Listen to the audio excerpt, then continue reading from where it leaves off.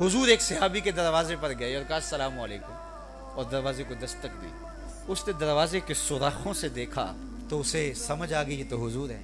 اس نے وعلیکم السلام تو کہا لیکن ہولے سے۔ حضور نے پھر کہا السلام علیکم اور دستک دی۔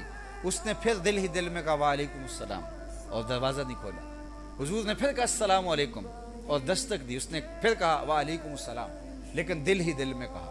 اب 3 مرتبہ ہو چکا تھا۔ حضور پلٹنے لگے تو جلدی جلدی دروازہ کھولا۔ میرے ماں باپ آپ پہ قربان، میرے بخت جاگے کہ آپ آئے، یہ تو قسمت سنور گئی کہ آپ تشریف لائے۔ حضور آئیے۔ فرمایا میں نے تو 3 مرتبہ سلام کیا، 3 مرتبہ میں نے دستک دی لیکن جواب نہیں آیا، میں تو واپس جا رہا تھا۔ عرض کی حضور میں نے تینوں بات سنا اور میں نے جواب بھی دیا لیکن ہولے ہولے بولتا رہا۔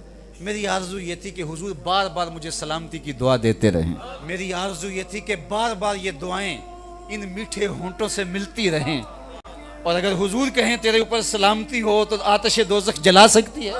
تو یہ سلامتی ہم اپنے بھائیوں کو دیتے ہیں، تو کیسے ہم کسی کی بیٹی کی بات کر سکتے ہیں جب اس کو السلام علیکم کہہ چکے ہیں؟ کیسے کسی کا مال لوٹ سکتے ہیں جب اس کو السلام علیکم کہہ چکے ہیں؟ کسی کی تنقیص اور تذلیل کیسے کر سکتے ہیں جب اس کو ضمانت دے چکے ہیں السلام علیکم؟